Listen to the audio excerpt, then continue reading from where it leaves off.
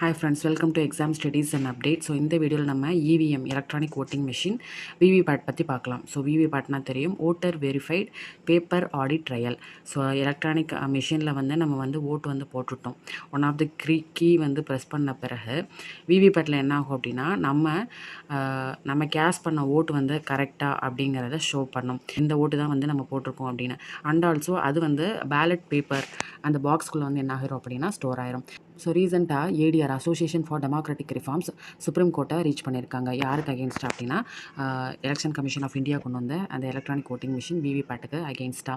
So அதை வந்து supreme court அந்த ஒரு பெட்டிஷன் வந்து ஃபுல் அண்ட் ஃபுல் நிராகரிச்சிருச்சு, வந்து டிஸ்மிஸ் பண்ணிடுச்சு.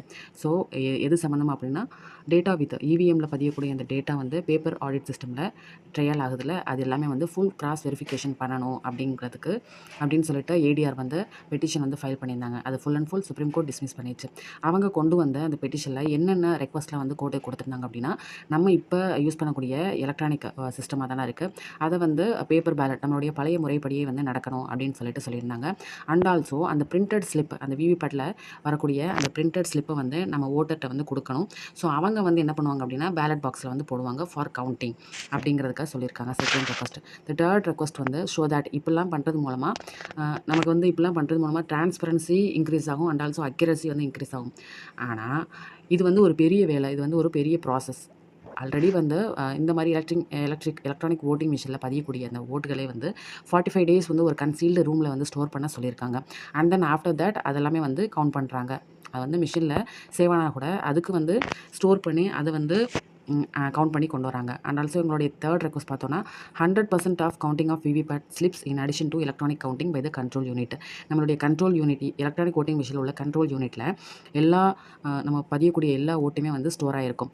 அண்ட் ஆல்சோ அதுக்கு ஈக்குவலாக விவிபேட் ஸ்லிப்ஸ் இருக்குல்ல, விவிபேட்லேருந்து அந்த பேலட் பேப்பர் பாக்ஸ்குள்ளே விழக்கூடிய அந்த ஸ்லிப்ஸ் எல்லாத்தையும் 100% கவுண்ட் பண்ணணும் அப்படிங்கிறது சொல்லியிருக்காங்க.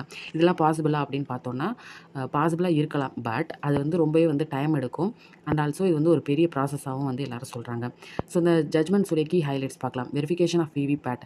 A court acknowledge the fundamental right of the voters to ensure their vote is accurately recorded and counted. Judgement என்ன சொல்லியிருக்காங்க, அவங்களுடைய ஹைலைட்ஸ் பார்த்தோன்னா, நம்மளுடைய ஒரு ஓட்டருடைய ஃபண்டமெண்டல் ரைட் வந்து அவங்களுடைய ஓட் கரெக்டாக வந்து பதிவு பண்ணப்பட்டிருக்கா, அது வந்து கரெக்டாக கவுண்ட் பண்ணப்பட்டிருக்கா அப்படிங்கிறது தான்.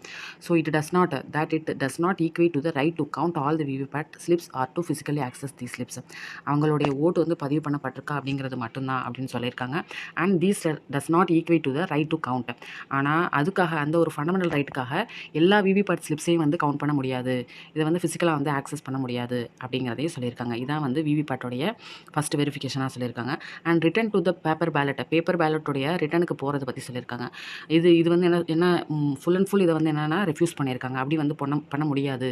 இது வந்து எலெக்ஷன் ப்ராசஸே ஒரு என்ன சொல்கிறது, checks and protocols, referring to the checks and protocols to ensure and ascertain the legitimacy and integrity of EVMs and electronic process, election process.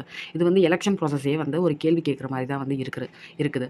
And then third one வந்து direction to enhance public confidence இந்த EVM விவிபேட்டை. அதுக்காக court வந்து என்ன பண்ணியிருக்கு அப்படின்னா 2 directions வந்து கொடுத்துருக்காங்க. என்னென்னா strengthening of symbol loading unit protocol on completion of symbol loading process அந்த விவிபேட். அதை வந்து என்னென்னா சிம்பிள் லோடிங் ப்ராசஸ் அப்படிங்கிறது கரெக்டாக வந்து இந்த கேண்டிடேட்ஸ்க்கு இந்த சிம்பிள் வந்து அசைன் ஆகியிருக்கா அப்படிங்கிறத செக் பண்ணுவாங்க. the sealed containers வந்து ஒரு கன்சீல்ட் ரூமில் வந்து ஸ்டோர் பண்ணுவாங்க for the period of 45 days post the declaration of results. வந்து ரிசல்ட் டிக்ளேர் பண்ணுறதுக்கு முன்னாடி 45 days வந்து ஒரு கன்சீல்டு ரூமில் வந்து வைக்கிறதாகவும் சொல்லியிருக்காங்க. So verification of burnt memory அப்படின்னு பார்த்தோன்னா அந்த கண்ட்ரோலர் யூனிட்டில் வந்து ஃபுல் அண்ட் ஃபுல் ஓட் எல்லாமே வந்து சேவ் ஆகிருக்கும் அப்படின்னு சொல்லியிருக்கோம். அண்ட் ஆல்சோ விவிபேட் ஸ்லிப்ஸும் வந்து நமக்கு வந்து இருக்கும்.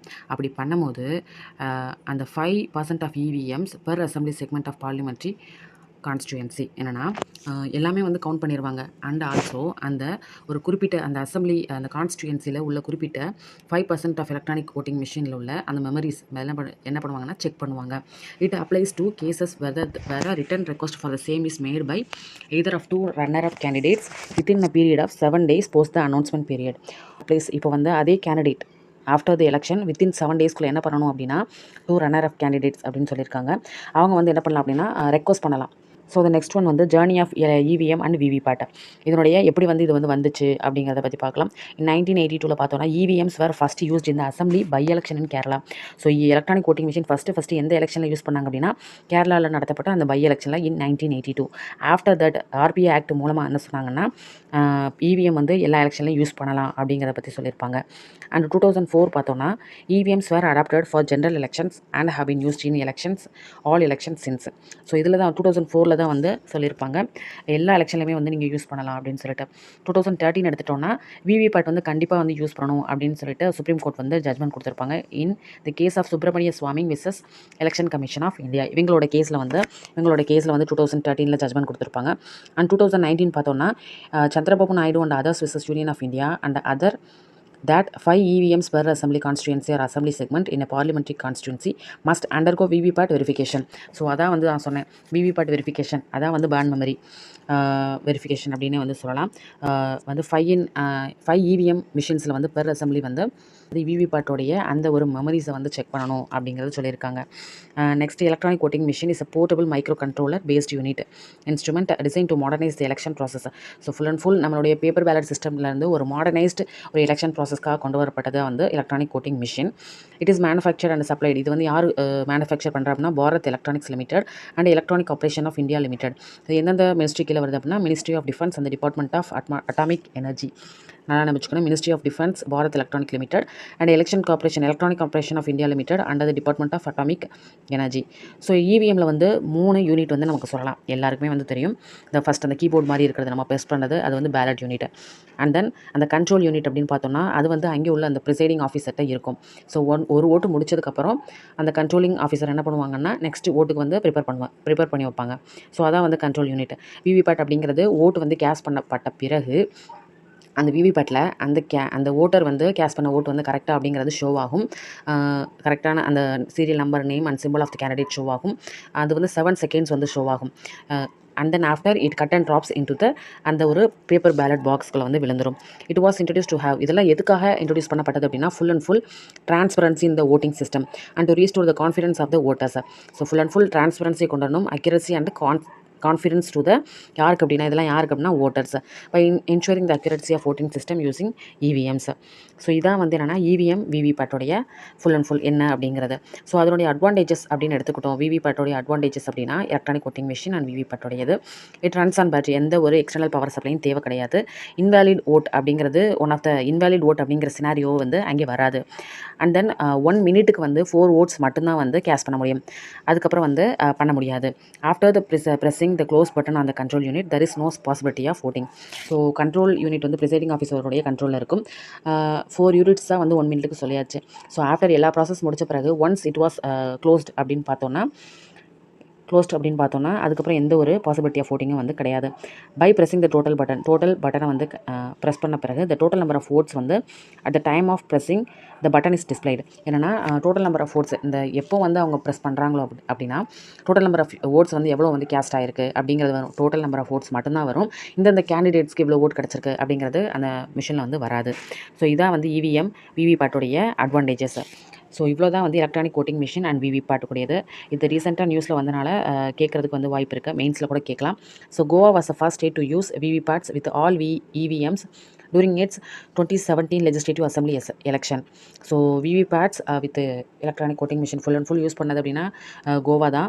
R fully deployed in 2019 Lok Sabha general elections. So first வந்து கேரளாவுடைய by election. So next RBI act மூலமாக வந்து யூஸ் பண்ணலாம் அப்படின்னு சொல்லிட்டு எல்லா எலெக்ஷனில் யூஸ் பண்ணலாம் அப்படின்னு சொல்லிட்டு 1989 சொன்னாங்க.